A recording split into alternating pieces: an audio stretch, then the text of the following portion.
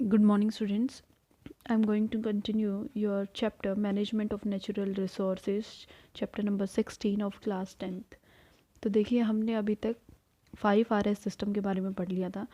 उसके बाद नेक्स्ट आता है why do we need to manage our resources, कि हमें हमारे जो नेचुरल रिसोर्स है उनको मैनेज करने की ज़रूरत क्यों है. ठीक है, देखिए, not just roads and building but all the things we use or consume, food, clothes, books, toys, furniture, tools and vehicles are obtained from resources on this earth. सिर्फ रोड या बिल्डिंग ही नहीं बल्कि जो भी चीज़ हम कंज्यूम करते हैं, मतलब हम लेते हैं क्या, जैसे कि खाना है, कपड़े हैं, बुक्स है, खिलौने हैं, फर्नीचर है, या जो भी सामान हम यूज़ करते हैं, व्हीकल्स हैं, वो सारी चीज़ें हमें कहाँ से मिल रही हैं? रिसोर्सेज से, नेचुरल रिसोर्सेज से हमें मिलती हैं. The only thing we get from outside is energy. जो हम बाहर से प्राप्त करते हैं वो चीज़ क्या है? Energy, which we receive from sun, जो हमें सन से मिलती है. Even this earth is processed by living organism and various physical and chemical processes on the earth before we make use of it. Even this energy, ये जो energy है वो process की जाती है किससे? लिविंग ऑर्गेनिज्म से, एंड वेरियस फिजिकल और बहुत सारी फिजिकल, शारीरिक और केमिकल, जो केमिकल प्रोसेसेस हैं, केमिकल से होने वाली जो क्रियाएं हैं वो होती हैं ऑन द अर्थ, अर्थ पे. हमारे उस एनर्जी को यूज़ करने से पहले वो ऑलरेडी वो एनर्जी जो है ना वो प्रोसेस की जा चुकी होती है. ठीक है. Why do we need to use our resources carefully, हमें हमारे जो रिसोर्स हैं, स्रोत हैं, उनको केयरफुली, सावधानीपूर्वक यूज़ करने की क्या ज़रूरत है? Because these are not unlimited, क्योंकि ये अनलिमिटेड नहीं है.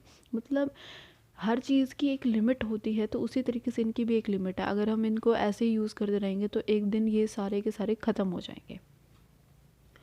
And with the human population increasing at tremendous rate due to improvement in health care, the demand for all resources is increasing at the exponential rate. ये कहता है कि जैसे जैसे पॉपुलेशन बढ़ रही है. पॉपुलेशन क्यों बढ़ रही है? क्योंकि हमारी जो मेडिकल साइंस है वो काफ़ी तरक्की कर रही है, और तरक्की करने की वजह से ही जो डेथ रेट है उसके अंदर कमी आ रही है. बीमारियों से लोग जल्दी से मरते नहीं हैं, तो डेथ रेट है उसके अंदर कमी आ रही है, और डेथ रेट कम हो रही है, दैट मीन्स पॉपुलेशन बढ़ रही है. तो पॉपुलेशन के बढ़ने से क्या होगा? पॉपुलेशन बढ़ेगी तो जो नेचुरल रिसोर्सेज है उनकी डिमांड बढ़ेगी, और उनकी डिमांड बढ़ने से उन क्या होगा? एक एक्सपोनेंशियल रेट तक, मतलब उनकी डिमांड बढ़ रही है तो इस रेट तक उसको क्या किया जाएगा? कंज्यूम किया जाएगा.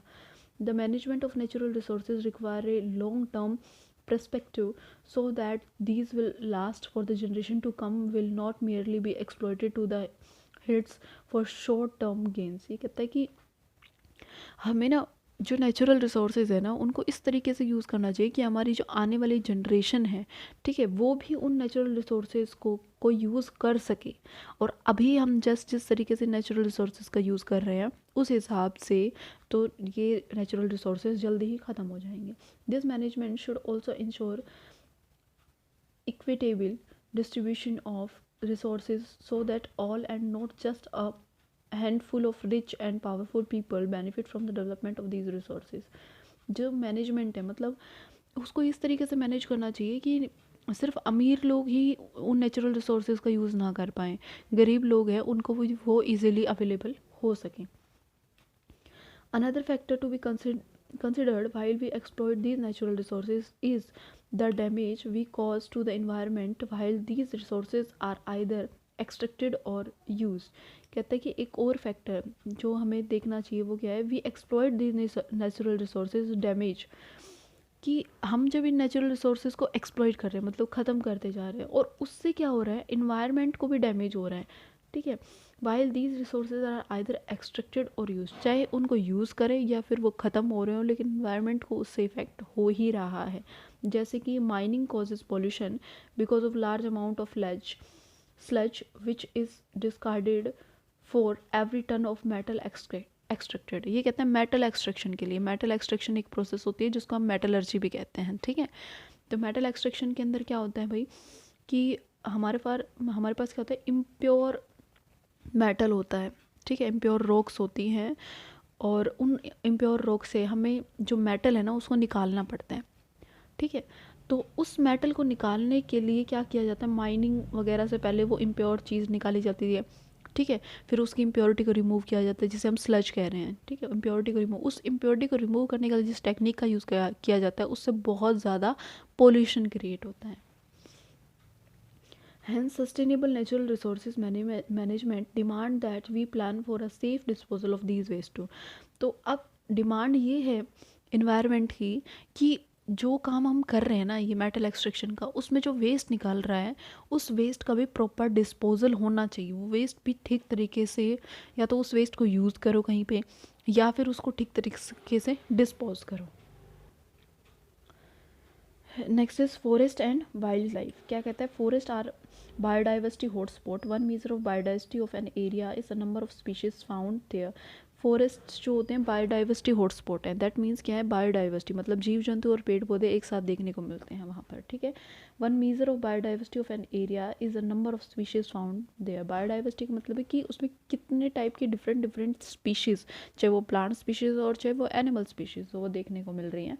However, the range of different life forms like bacteria, fungi, ferns, flowering plant, nematodes, insect, birds, reptiles and so on is also important. और वहाँ पर ये चीज़ें, बैक्टीरिया है, फंगस है, फ्लावरिंग प्लांट्स है, इंसेक्ट है, बर्ड्स है, रेप्टाइल्स मतलब स्नेक वगैरह जो, तो ये भी क्या होते हैं, इंपॉर्टेंट होते हैं। One of the main aim of conservation is to try and preserve the biodiversity we have inherited.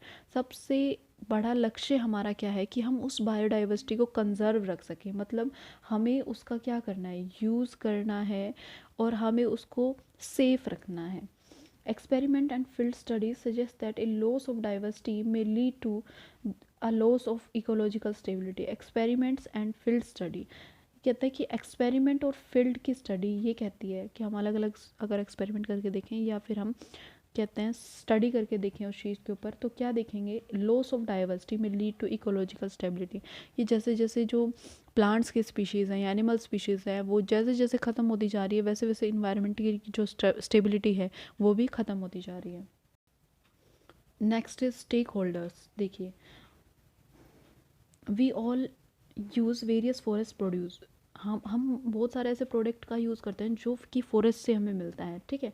But over dependency on forest resources varies. लेकिन हम फॉरेस्ट पर कितने डिपेंड करते हैं ये चीज़ डिफरेंट है। कैसे डिफरेंट है भाई, डिफरेंट इसलिए है कि अगर हम कुछ जैसे कि जो ये आदिवासी कबीले वगैरह होते हैं ये फॉरेस्ट के अंदर ही रहते हैं, है ना, तो वो कम्प्लीटली उस फॉरेस्ट पे डिपेंड है।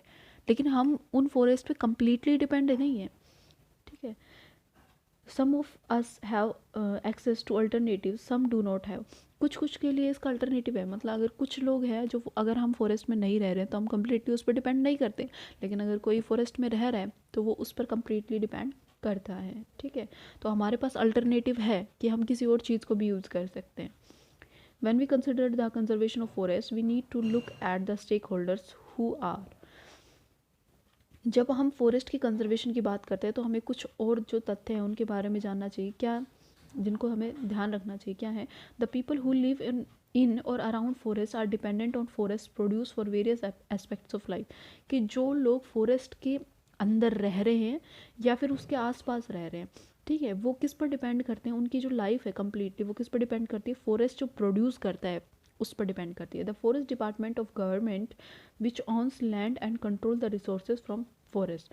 जो फॉरेस्ट डिपार्टमेंट है किसका, हमारी गवर्नमेंट का, सरकार का, वो क्या करता है उस लैंड को, विच ऑन्स द लैंड मतलब जो उस लैंड का ऑनर है, and control the resources from forest, और वो उस जंगल के जो रिसोर्सेज हैं, जो स्रोत हैं, उनके ऊपर क्या रखता है, अपना कंट्रोल रखता है। The industrialist from those who use tendu leaves to make beedis to the one with paper mills. ये कहता है कि तेंदू जो लीव्स होते हैं, पत्ते होते हैं, ठीक है, इंडस्ट्रीज़ के अंदर क्या करते हैं, बीड़ी के जो इंडस्ट्रीज़ होते हैं वो तेंदू लीव्स का यूज़ करती हैं बीड़ी बनाने के लिए।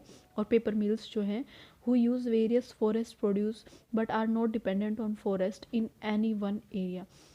ठीक है, पेपर मिल्स भी लगी हुई हैं लेकिन वो फॉरेस्ट के ऊपर डिपेंड नहीं करती हैं, ठीक है, एक एरिया के अंदर डिपेंड नहीं करती। But the wild life and nature, the wildlife and nature enthusiasts who want to conserve nature in its pristine form wildlife और nature enthusiast who want to conserve nature in its pristine form. मतलब ये कहता है कि कुछ ऐसे लोग भी हैं जो ये चाहते हैं कि जो वाइल्ड लाइफ है, मतलब जीव जंतु हैं, और जो नेचर है वो उसी मैनर में सुरक्षित रहे जिस मैनर में वो आज है। ठीक है, जिस जिस तरीके से वो है ना, उनको वैसे ही रहने दिया जाए।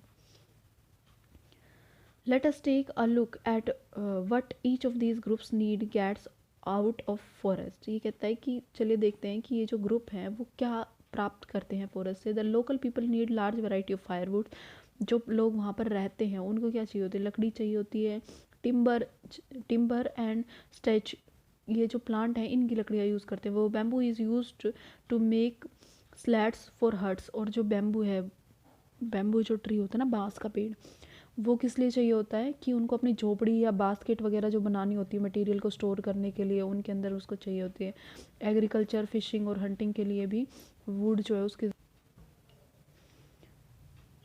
ठीक है, also forest are sites of fishing. Forest जो है वो फिशिंग और हंटिंग, मतलब मछली पकड़ने और शिकार करने के लिए भी है। In addition to people gathering fruits, लोग जो हैं वो फ्रूट, नट्स, मेडिसिन ये सब फॉरेस्ट से प्राप्त करते हैं। जो उनके कैटल्स होते हैं वो फॉरेस्ट के अंदर ही ग्रेज करते हैं, मतलब चरते हैं। और जो चारा होता है उनका वो भी वहाँ से ही मिलता है। ठीक है, तो फॉरेस्ट इस मायने में उनके लिए यूज़फुल होता है। So that's all for today, thank you.